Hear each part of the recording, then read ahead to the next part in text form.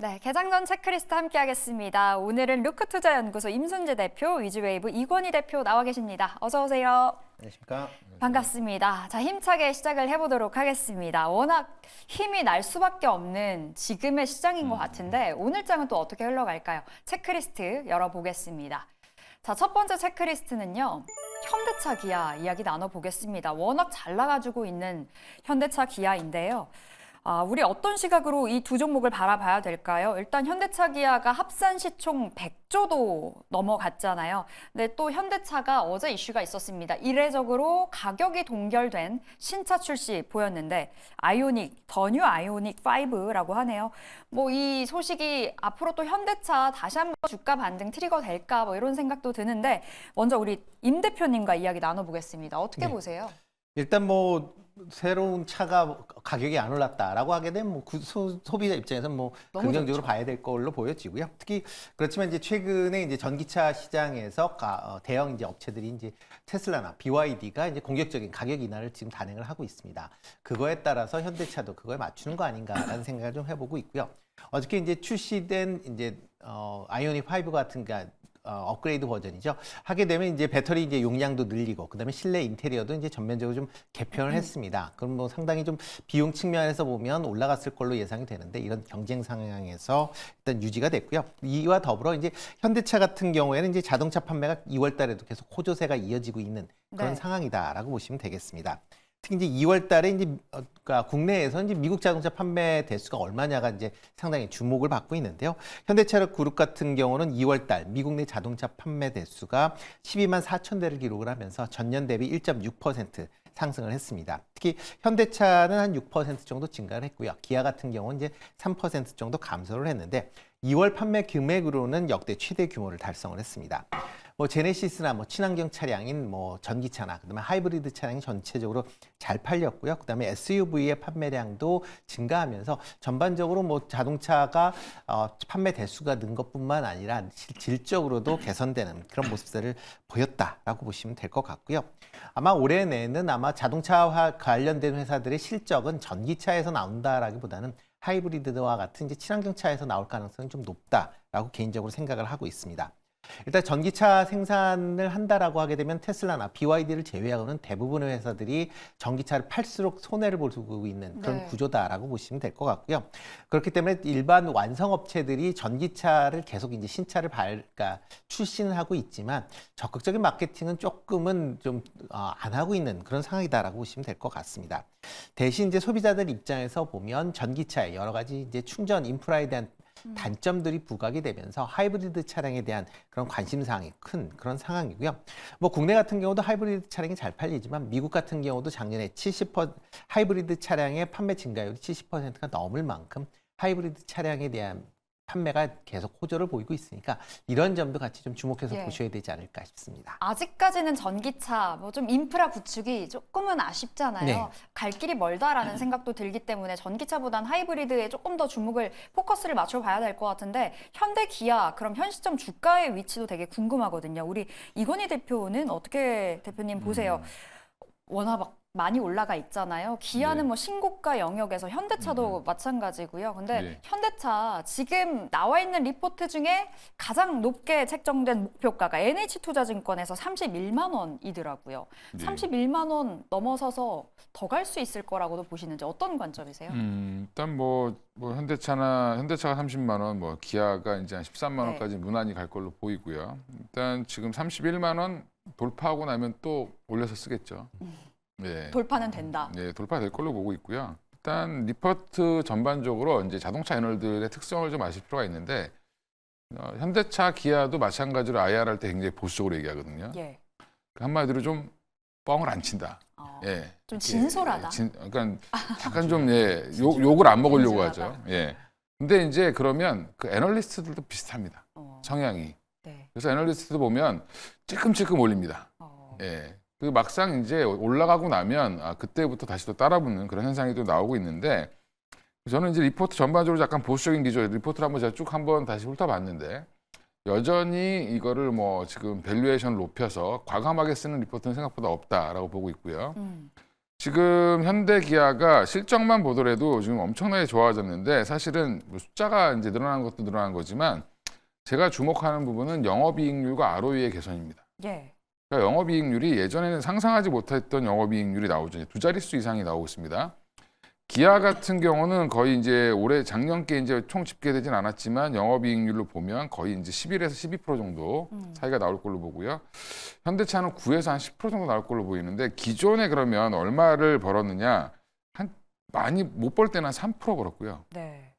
뭐 좀 잘 벌 때는 한 7, 8% 정도 수익이 났거든요. 그럼 진짜 비교했을 때 엄청 크게 늘어난 거네요. 그러니까 회사가 달라졌다. 차 한 대 팔아서 남는 돈이 이제 훨씬 많아졌다는 거죠. 네. 그러니까 이제 영업이익률 자체가 커졌다는 거는 밸류에이션을 더 줘도 되는 거죠. 사실은 그렇게 보시면 이제 현대차의 브랜드 네임, 브랜드의 인지도라든지 이런 그 시장에서의 지위가 높아졌다라는 부분에서는 밸류에이션 업은 충분히 나올 수 있다라고 보고 있고요. 지금 이제 리포트에 너무 연연하지 말고 리포트를 보실 때 이게 목표가라는 거는 거기에 이제 뭐 실적 추정치에다가 본인들이 곱하고 싶은 배수를 곱하는 겁니다. 네. 근데 곱할 때 하나만 높이면 확 올라가죠. 그러니까 이제 이거는 사실은 뭐 계산이라고 보시면 될 것 같고요. 지금 이제 외국인과 기관들의 추세를 보시는 게 더 중요하고, 예. 지금 현대 기아가 올해 이제 뭐 스타처럼 올라왔지만 사실은 이게 2020년 코로나 시기 때 한번 애플카 한다고 나서 그때 갔던 자리까지 온 겁니다. 그러면 그 당시에 현대랑 기아를 봤을 때 기아는 물론 그거보다 더 올라갔는데 전혀 체질이 다른 회사가 되어 있다라는 부분에서는 네. 조금 더 긍정적으로 볼 필요가 있고요. 전기차가 조금 지연되는 것도 어떻게 보면 현대차 입장에서 전기차로 지금 돈 벌려고 하는 게 아니기 때문에 오히려 현대 기아한테는 더 기회다라고 보고 있습니다.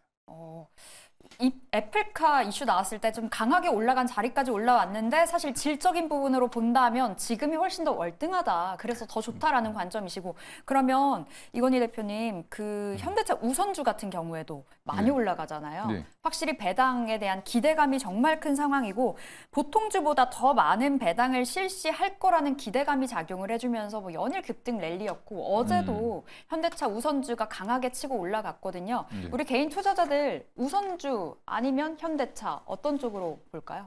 일단 우선주 뭐 배당 받으실 분들은 하시는 게 뭐 그 나쁘다고 생각하진 않는데 일단 저는 현대가 기아보다 최근에 조금 한동안 시총도 역전이 되고 했던 이유가 네. 우선주가 현대차가 있기 때문에 그렇다라고 좀 보는 부분도 있거든요. 그러면 우선주를 투자하시기보다는 제가 볼 땐 현대차를 투자하시는 게 조금 더 네. 편할 것 같고요. 왜냐하면 우선주라는 건 일단 유통 물량도 좀 적고요. 또 변동성도 크기 때문에 오히려 이제 현대차가 1% 하락하면 우선주는 한 2, 3%, 뭐 예. 4, 5%씩 빠질 수도 있다. 그러니까 이런 걸 즐기실 분들은 가셔도 되는데 현대차 투자하실 정도면은 그렇게 변동성 큰 걸 별로 안 좋아하실 것 같습니다. 예, 그쵸. 그러면 차라리 현대차를 사시는 게 좀 편하지 않겠나 생각하고 있습니다. 그러니까 배당에 대한 포커스만 맞춘다면 현대차 우선주가 더 나을 수 있지만 워낙 변동성이 있다 보니까 현대차 쪽으로 손을 들어주셨고 우리 임 대표님은 어떻게 보실지 현대차 기아 여쭤보고 싶어요. 네. 수급적인 측면으로 봤을 때도 되게 중요할 것 같은데 기아도 정말 대단하게 많이 올랐잖아요. 그렇죠. 근데 많이 올랐죠. 기관 투자자들 최근 들어서 현대차 쪽으로 뭐 투신, 연기금 중심으로 정말 강하게 담아가는데 기아 쪽으로는 뭐 연일 털어내서 이거 주목을 해봐야 되는 거 아닌가 싶거든요. 일단 이제 뭐 여러 가지 이제 투자 방법이 있는데 그 중에서 이제 롱숏 개념으로 아마 접근하고 있는 거 아닌가 싶습니다. 그러니까 두 종목을 이제 전부 다 사는 게 아니라 한 종목은 팔고 한 종목은 사는 그런 이제 형태가 이어지는 걸로 이제 보여지고 있고요. 특히 이제 외국인 같은 경우에 2월달 이후에 지금 그런 현대차 같은 경우는 집중적으로 매수를 하고 있는 그런 상황입니다. 지금 현대차 같은 경우는 2월달 이후에 한 1조 8천억 정도 매수를 했고요. 기아 같은 경우는 한 4,600억 정도 매수했습니다. 그러니까 그만큼 지금 현대차 중심으로 이제 매수를 하고 있다라고 보시면 될 것 같고요. 연기금 같은 경우는 반대적인 그러니까 이게 연기금 같은 경우는 이제 현대차를 한 1,300억 정도 지금 순매수를 보였고 이에 비해서 기아 같은 경우는 1,100억 정도 순매도를 했습니다. 그러니까 어떻게 보면 두 개 종목을 다 갖고 간다라기보다는 그 중에서 더 괜찮은 그런 종목들을 중심으로 지금 매수를 하고 있다라고 보시면 될 것 같고요. 그러다 보니까 이제 현대차가 기아에 비해서 2월달 이후에 수익률도 더 좋은 그런 이제 모습들을 좀 보이고 있습니다. 개인적으로 보면 기아보다 현대차의 그 실적 부분이 좀 더 눈에 띄고 있다라는 게 아마 외국인이나 기관들이 좀 더 매수를 하고 있는 그런 상황 아닌가라는 생각을 좀 해보고 있고요. 뭐 개인적으로도 뭐 기아가 뭐 계속 나쁘다라는 것보다는 현대차가 상대적으로 지금 뭐 PBR도 좀 더 낮은 수준이기 때문에 좀 더 가격 탄력성 좀 있지 않을까라는 생각은 해보고 있습니다. 그러니까 정리해보면 기아보단 현대차가 낫다. 뭐 개인적으로는 그렇습니다. 개인적으로 워낙 실적에 조금 더 괄목할 만한 부분들이 찍히다 보니 네. 그런 시선을 보여주신 것 같은데, 그렇다면 이 자동차 주들, 이 안에서 관련주들, 관심주들 뽑아볼 수 있을까요? 이 대표님은 어떻게 보세요? 어떤 종목 보이시나요? 일단 뭐 지금은 현대 기아가 가장 좋아 보이는데, 일단 부품주들 많이 눈을 돌리실 텐데 생각보다 부품주들 안 올라오고 있죠. 예, 안 올라오고 있고 뭐 하신이나 성우하이텍이나 대표적인 이제 종목들은 움직임이 없는데, 오히려 더 이럴 때는 좀 묵직한 종목 중에 현대모비스를 좀 보시는 게 좋지 않겠나 현대모비스요. 생각을 하고 있고요. 현대위아는 뭐 이제 또 다른 분야가 또 있기 때문에 좀 다시 봐야 되는데, 현대위아도 지금 시장에서 반응은 없죠. 일단 현대모비스가 최근에 보면 이제 수소 사업, 수소차 관련된 사업을 원래 이제 주로 하던 데가 모비스였는데, 예. 이거를 현대차한테 떠넘겼습니다. 예, 매각을 했죠. 매각을 해서 현대차 입장에서는 좀 이걸 안아줄 수 있지만, 모비스 입장에서는 이거를 갖고 가면 매년 1,000억 이상의 손실이 나기 때문에 이런 부분들을 좀 털어냈다라는 부분이 되게 중요할 것 같고요. 최근에 이제 가장 그 자동차 핵심은 내연기관차에서 SUV라든지 고급 차량들이 잘 팔리는 것도 있지만, 또 하이브리드 차량도 판매가 급증하고 있는데, 이런 부분에서는 현대모비스에서는 부품 수요가 더 많아진다. 또 비싼 부품이 더 많이 나가기 때문에 현대모비스가 조금 더 수혜를 볼 걸로 좀 예상을 하고 있고요. 지금 최근에 배터리 이제 이게 현대모비스가 그동안 그럼 주가가 왜 못 갔냐 보면, 전기차로 전환되면 현대모비스는 AS로 사실 먹고 살아야 되는 회사인데, 이 AS가 거의 없어지기 때문에 네. 그러면 이제 현대모비스 힘든 거 아니야라고 얘기했는데, 그런 부분들 이제 좀 떼어내고 지금 오히려 이제 하이브리드 판매가 되면서 더 좋아지고 있고, 전동화되면서 오히려 조금 전동화 부품에 집중을 하면서 수익률은 증가시킬 겁니다. 아마 매출은 좀 줄어도. 그렇게 되면 오히려 조금 내실이 좀 탄탄한 회사가 될 걸로 보이고 있고, 지금 PBR도 사실은 0.6배 수준 정도밖에 안 됩니다. 네. 그러면 충분히 더 상승할 수 있다라고 좀 추가적으로 생각을 하고 있습니다. 현대모비스를 꼽아 주셨습니다. 앞으로 좀 실적적인 측면에서도 성장이 가능할 거다라는 관점으로 주셨고요. 임 대표님께도 여쭤볼게요. 짧게 물어본다면 어떤 종목 보이시나요? 뭐 현대모비스 뭐 관심 있게 보실 똑같죠. 필요가 있는데, 뭐 현대모비스 같은 경우는 특히 현대차의 대주주입니다. 그렇기 때문에 향후에 기업의 이제 거버넌스 관련된 얘기가 나온다라고 하게 되면 현대차가 좀 더 탄력적으로 움직일 가능성은 있고요. 그리고 뭐 좀 전에 말씀해 주셨듯이 최근에 이제 하이브리드 차량의 이제 판매량이 증가하고 있는 그런 모습을 보이고 있으니까, 하이브리드 차량의 이제 부품을 만들고 있는 코리아 FT 같은 경우도 같이 좀 관심 있게 보시면 어떨까 싶습니다. 네, 현대모비스 동일하고요. 코리아 FT까지 우리 임 대표님의 종목으로 받아가시면 되겠습니다. 두 번째 체크리스트 열어보도록 하겠습니다. 참 오랜만에 또 가져와 봤는데 로봇주 이야기 나눠보겠습니다. 어제 윤석열 대통령이 로봇 테스트필드 조성해서 향후 5년 동안 2천억을 투입하겠다라는 발표가 있었습니다. 로봇주들이 한 차례 정말 잘 갔었고, 특히나 작년에 정말 무섭게 갔었던 게 로봇주였는데, 이번에 또 이 이슈로 다시 한번 어느 정도 로봇주 붐 일어날 수 있을 만한 이슈일까 궁금한데요. 임 대표님 어떻게 보세요, 로봇주? 일단 뭐 단기적인 이슈로 좀 제한적이지 않을까라는 생각은 좀 해보고 있습니다. 어저께 뭐 윤 대통령이 이제 대구에 가서 이제 국가 로봇 테스트 필드를 이제 만들겠다라고 얘기를 했고요. 뭐 향후 5년 동안 한 2천억 정도를 투자를 합니다. 그리고 물류나 상업 생활, 그다음에 실외 주행 등 실제 환경과 유사한 그런 이제 그런 환경을 조성을 해서 일단 로봇의 서비스 품질 및 안정성, 신뢰성을 실증하는 걸 지원하겠다라는 그런 이제 내용이었다라고 보시면 될 것 같고요.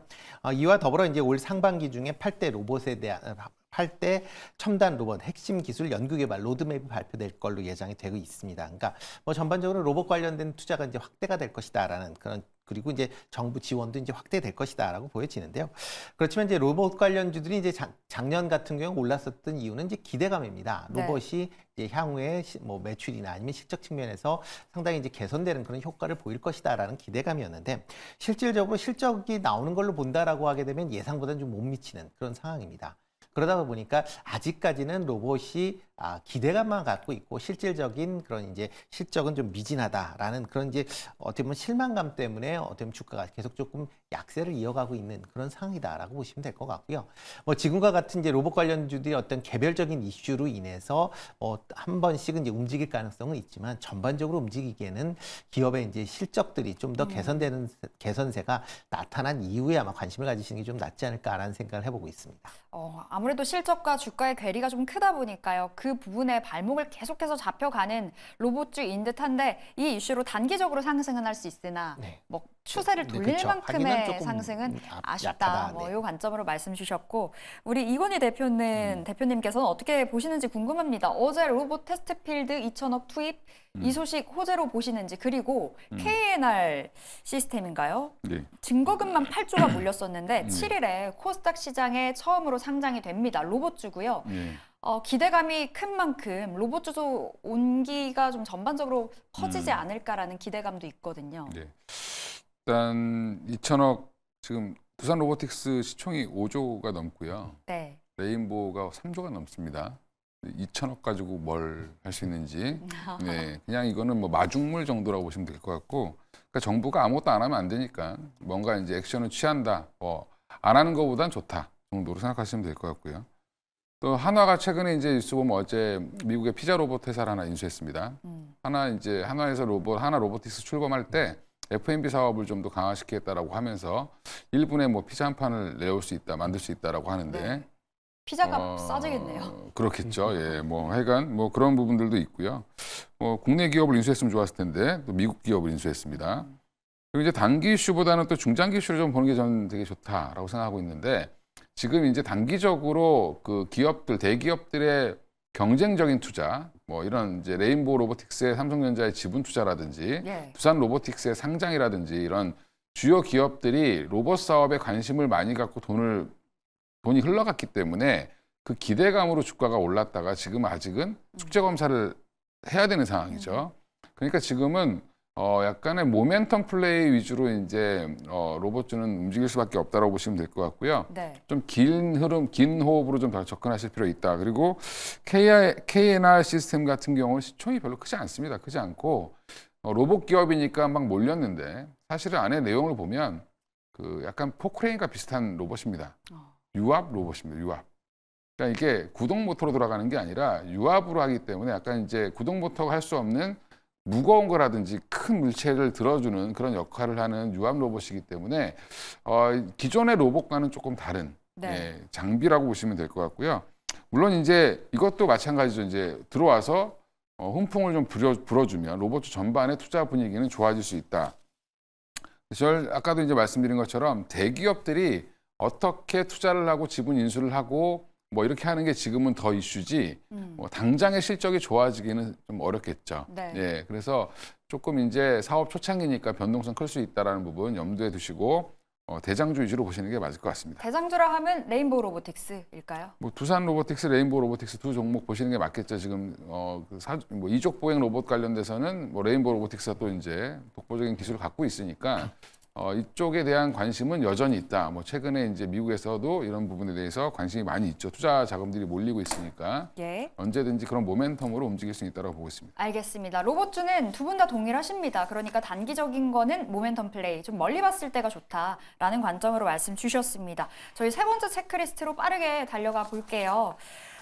올해 플랜트 관련해서도 또 이야기가 나오고 있습니다.